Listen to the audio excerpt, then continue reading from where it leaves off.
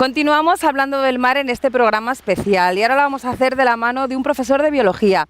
Él es Javier Morayón y es profesor del Instituto Costa del Sol de nuestra ciudad. Javier, muchas gracias por acompañarnos hoy. Muchas gracias a ti por invitarme, encantado de estar aquí.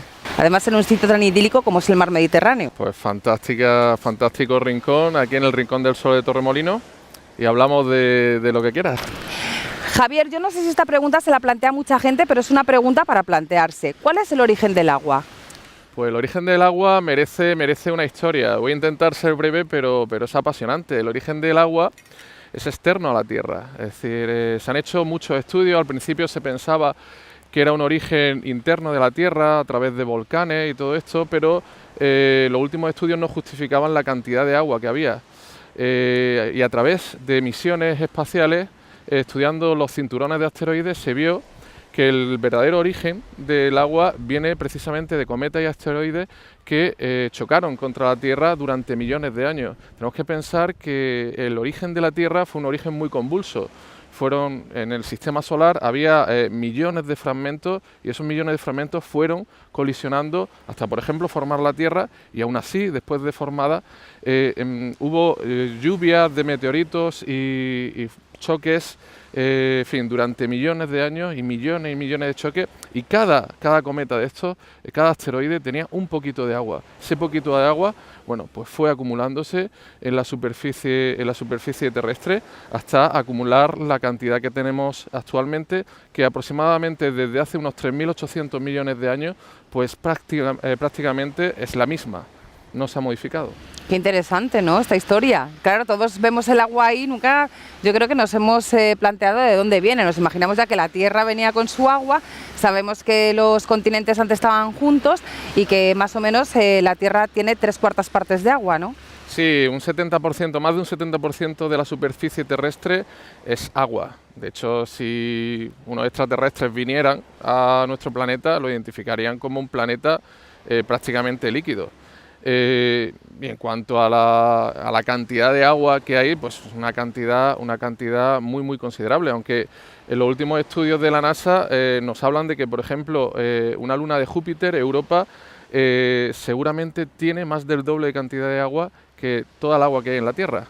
Y si identificamos agua con vida, es más que probable o muy probable que en esa luna de Júpiter pueda existir algo a lo que nosotros reconozcamos como un ser vivo. Nosotros ahora tenemos, además tú tienes al fondo el mar Mediterráneo, tenemos en el Torcal, por ejemplo, esas rocas que antes eran un fondo marino, pero ¿cómo eran los mares primitivos, Javier?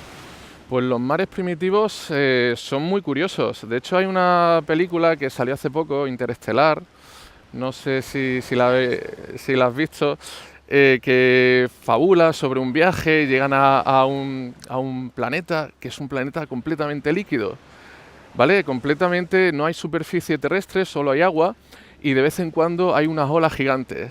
Eso el autor no se lo inventa de ningún lado. Ese básicamente es la Tierra primitiva, pues hace más o menos la fecha que estábamos hablando antes, unos 3.800 millones de años.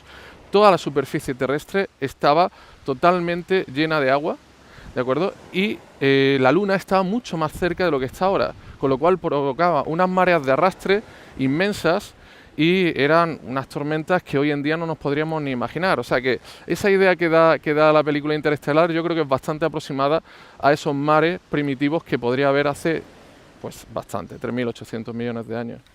Nosotros vemos que, bueno, que la marea sube, que la marea baja, que hay olas, que las mareas también están influidas por la Luna, pero los mares se siguen moviendo porque no están configurados como hace millones de años. Claro, hay que pensar que la Tierra está en continuo movimiento y precisamente la máquina que mueve los continentes y por tanto también configura los océanos es una máquina que, por supuesto, está bajo tierra, está dentro de la geosfera y va a tener una aparición estelar en ciertos momentos o en ciertos lugares muy concretos. Por ejemplo, las dorsales oceánicas. Y esto tiene una historia muy buena, porque nosotros no sabíamos prácticamente que había en los fondos oceánicos y no fue hasta después de la Segunda Guerra Mundial y por el desarrollo de un arma. El arma en concreto era el submarino. Resulta que con el desarrollo del agua fría, de la Guerra Fría, cuando empieza esta serie de hostilidades entre Estados Unidos y Rusia, el arma que mejor funcionaba para ocultarse del enemigo era el submarino, y eran submarinos que tenían que estar varios meses bajo el agua. Un submarino no tiene ventana, aparte no le servirían de mucho, tiene que estar bajo el agua, y lo que desarrollaron para navegar fueron el sonar. El sonar básicamente es una especie de radar que se puede proyectar bajo el agua y saber qué tienes delante. Bien, pues esos mismos submarinos apuntaron esos sonar al fondo del mar.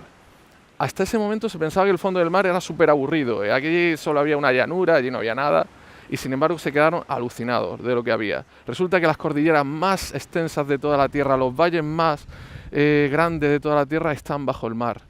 Y precisamente había zonas en esos valles tan enormes que son las dorsales oceánicas, son zonas donde los mares están creciendo. En concreto, el Atlántico tiene una dorsal que se llama la dorsal mesooceánica, que es concretamente por donde el océano Atlántico está continuamente creciendo. Y crece a una velocidad que geológicamente es espectacular. Ahora me va a decir, pues no la veo tan espectacular, porque es la velocidad a la que crece en tu uña. Pero eso geológicamente es algo apasionante. Eso quiere decir que si Cristóbal Colón tuviera que recorrer el mismo viaje que hizo hace más de 500 años, pues tendría unos cientos de metros más que recorrer que los que hizo en su momento.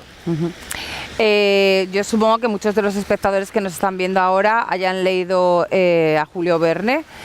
¿Y qué es lo que nos encontramos en el fondo del mar, aparte de cordilleras y demás? Porque claro, en este libro aparecía tal cantidad de criaturas que es que ni nos planteamos, que yo creo que muchas de las películas en las que salen bichos raros están inspiradas en los bichos que hay en el fondo del mar, ¿no? Bueno, yo creo que nos decepcionaría un poco. El alta mar, en las zonas donde la cantidad de agua es enorme, pues la densidad de vida es relativamente baja. De hecho, se compara bastante con la densidad de vida que existe en los desiertos. La vida realmente se multiplica en las plataformas continentales, es decir, cuando nos acercamos a los continentes, porque de esa forma el agua se ve obligada, las corrientes marinas se ven obligadas a subir hacia los continentes arrastrando muchísimas sales minerales y se juntan con la presencia del sol, que activa todos los procesos fotosintéticos y hay explosiones verdaderamente de vida. Eso no quita para que en fosas marinas y a profundidades tremendas también existe vida, es decir, pero una vida muy especial, una vida de seres vivos con metabolismos muy bajitos y muy especiales. Pensemos que aguantan presiones absolutamente inauditas para el ser humano. E incluso hay toda una serie de ecosistemas que son independientes del Sol, lo cual cuando se descubrió no hace tantos años fue algo que dejó perplejo a los científicos, porque son ecosistemas que dependen de la química, dependen por ejemplo de zonas donde el agua se proyecta muy caliente debido a la presencia de magma bastante cercano a la superficie y se genera toda una serie de ecosistemas, pero son ecosistemas muy concretos.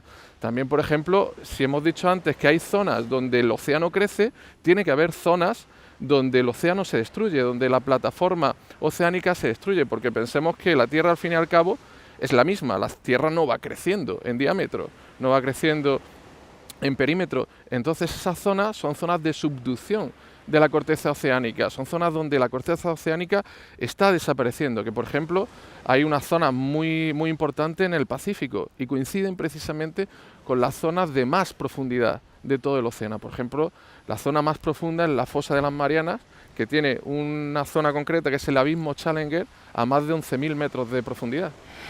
Javier, estamos contemplando continuamente el Mediterráneo, pero ¿cuál es el origen del Mediterráneo?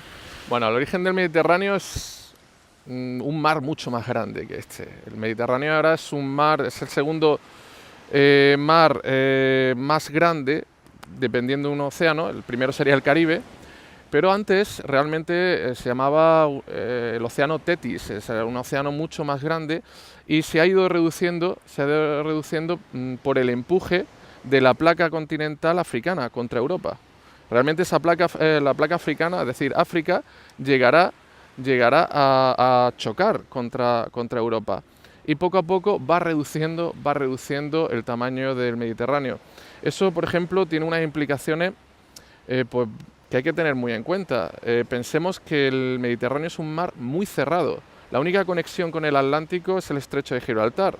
Y el estrecho de Gibraltar, pues hay una serie de corrientes que van renovando el agua del Mediterráneo, pero no a la velocidad que se necesitaría, por ejemplo. Eso hace del Mediterráneo un mar bastante contaminado o muy contaminado. Entonces es un mar que tenemos que cuidar mucho, que es un mar muy especial, desde luego. Yo siempre me he hecho una pregunta, yo misma me doy la respuesta, pero quiero que tú, como biólogo que eres y profesor de biología, me contestes cuál es la realidad.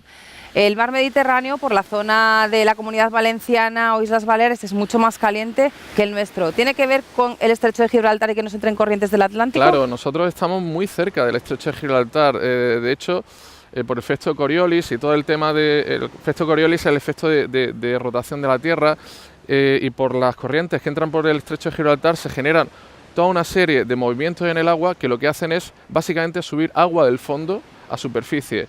El agua del fondo es un agua mucho más fría que el agua de superficie, y esa es la razón de por qué el agua en las costas de Málaga es un agua mucho más fría que la podemos encontrar, por ejemplo, donde tú dices, en Valencia. Aparte del frío que podamos pasar en el mar Mediterráneo, ¿no? ¿Cuáles son las principales amenazas de este precioso litoral? Bueno, pues pensemos que el Mediterráneo será seguramente el mar que más turismo soporta. La sobreexplotación de turismo es difícilmente gestionable. Pensemos que es un mar bastante delicado. Entre otras cosas, por ejemplo, una cosa curiosa que te voy a contar es que en su momento el mar Mediterráneo se secó. Ah, sí, pues mira que tenía que secar, le pegaría el sol mucho, ¿no? Bueno, pegaría el sol, pega mucho el sol constantemente. De hecho, el mar Mediterráneo tiene una evaporación muchísimo mayor de la que podría recuperar por el aporte de sus ríos. ¿Por qué no se deseca? Porque está conectado con el océano Atlántico. ¿Qué pasó hace aproximadamente 5 o 6 millones de años? Que el estrecho de Gibraltar, por movimientos tectónicos del choque de África, del empuje de África, se cerró. Entonces se cerró y lo que hubo fue una evaporación masiva durante una serie de años, es decir, no fue algo automático, evidentemente, fue una evaporación masiva del Mediterráneo, hasta que prácticamente quedaron unas pocas lagunas con hipersalinidad. Pero realmente el Mediterráneo como tal desapareció. ¿Qué volvió a pasar? De nuevo, otra serie de movimientos tectónicos volvió a abrir el estrecho de Gibraltar y se volvió a llenar el Mediterráneo. ¿Esto volverá a pasar en el futuro? Seguro. Los geólogos no tienen ninguna duda de que eso pasará en un futuro. La única pregunta es cuándo pasará. Pero fíjate qué curioso es nuestro mar, este que tenemos tan cerquita. Javier, se nos está acabando el tiempo, pero me gustaría ya, por última pregunta, que me lo contestaras muy escuetito, porque tendríamos para hablar de esto durante horas. ¿Qué probabilidad hay de que el Mediterráneo tenga tsunamis? Pues más de la que la gente piensa. Pensemos que, bueno, el Mediterráneo no concretamente, porque fue por el océano Atlántico, pero Cádiz en 1755 murieron 15.000 personas por un tsunami, que hoy en día serían muchísimas más. Málaga, evidentemente, no tiene la orientación de Cádiz, pero sí, por ejemplo, le pueden afectar toda la zona de fallas que hay en Argelia. Pensemos que si un tsunami se produjera en Argelia, por todo el tema de tectónica de placas, por las fallas que hay en la costa argelina, el tsunami no tardaría más de 30 minutos en llegar a las costas malagueñas. Con lo cual, bueno, no es una zona, no es de las peores zonas del mundo o de las zonas más probables donde haya un tsunami, pero desde luego no es nada descartable y debería de ser más que recomendable que eso se tuviera en cuenta. Interesante tema donde los haya, Javier. Muchas gracias. ¿Te parece si dentro de un mesecito nos vemos y nos hablas, ya hablando de los tsunamis, un poco más a fondo de este tema y de los maremotos que, bueno, como tenemos el mar de Alborán cerquita y hemos tenido terremotos aquí en Torremolinos el pasado año? Genial, fantástico, cuando queráis. Muchas gracias, Javier. Bueno, pues ya han escuchado qué clase tan didáctica nos ha dado Javier Morayón, profesor de biología, y nosotros nos vamos a publicidad, pero no se vayan porque seguimos hablando del mar.